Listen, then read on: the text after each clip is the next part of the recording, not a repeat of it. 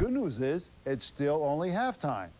Of course, the bad news is, it's still only halftime. And speaking of halftime, we certainly have one for you.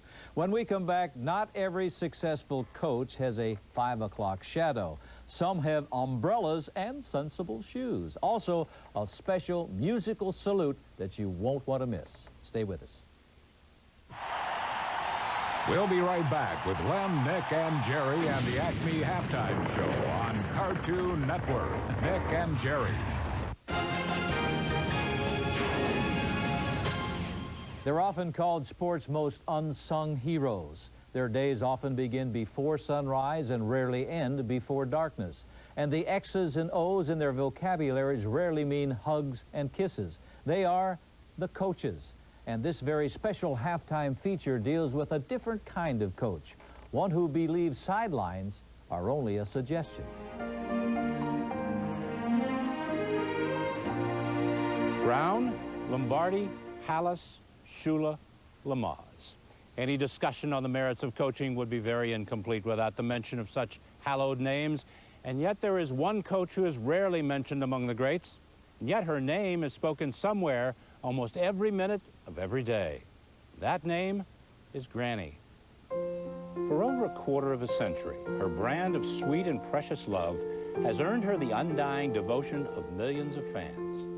And for all of that time, fans have delighted in watching this grande dame de cartoons serve as both mentor and protector to Tweety. In fact, many have credited this sage in gray for being solely responsible for Tweety's continued success and ability to stay out of gastrointestinal jams.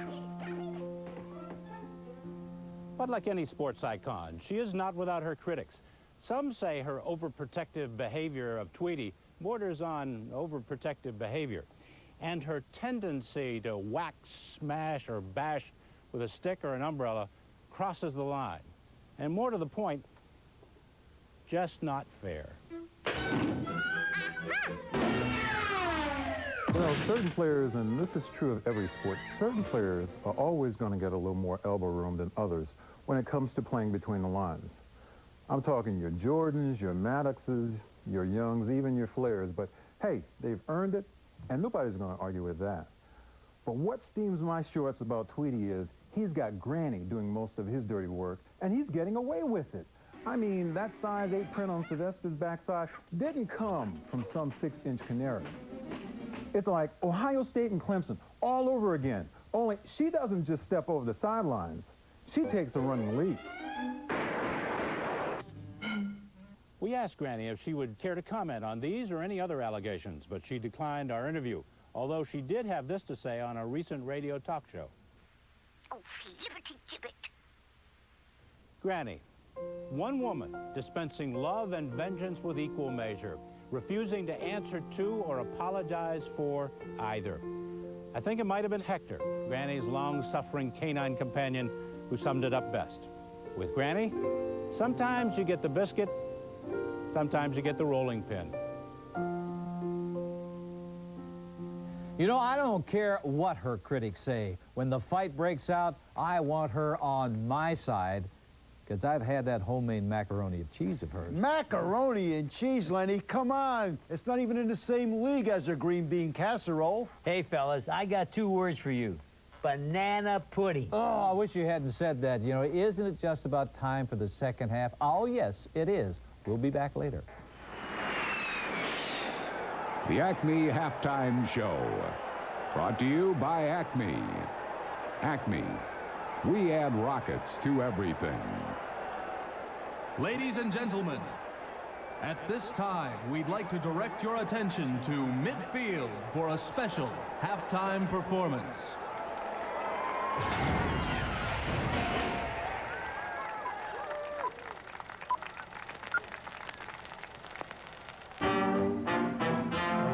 I love to sing about the moon and the June and the spring. I love to sing about a sky of blue or a key for 2, anything with a swing or 2. And I love you, I love you,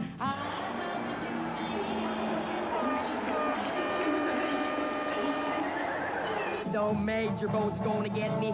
Got through Yale, with boola boola, la-dee-do. Oh, microphone's got me. I love to sing. I love to wake up with the salsa in my mouth. And wave the flag up with a cheer for Uncle Sammy and another for my mammy.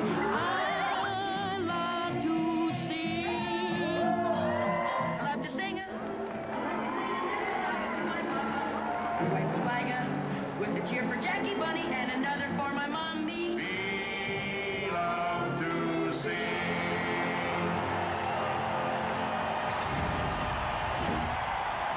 How about a big hand for our halftime performance? And for Chip Duffy for use of his projector. We'll be right back to Sylvester versus Tweety, the big game with John Madden and Pat Summerall on Cartoon Network. Saw? Saw. Hammer? Hammer. John Madden and Pat Summerall. Well, the devil, they say, is in the details. Nick, what can we expect from Tweety in the second half? You know, Lenny, you've got to look for a very relaxed Tweety in the second half. He has a commanding lead, so he's probably just going to kick back and let Granny get a few licks in. Now, you don't want to be a cat when Granny's got her dander up. Jerry, man, your cat has his work cut out for him. You want to change your prediction? Can't you fellas see that Sylvester, like all cats, is playing with this bird before he gets in for the kill? Sylvester has Tweety right where he wants him. And besides, Sylvester scores most of his points in the second half. Jerry, come on. Sylvester has to score all his points in the second half. Mark my words, Sylvester is going to explode in the fourth quarter. I guess we'll just have to wait and see. We now take you back to the game and the beginning of the second half. Hi, this is Pat Summerall along with John Madden welcoming you back.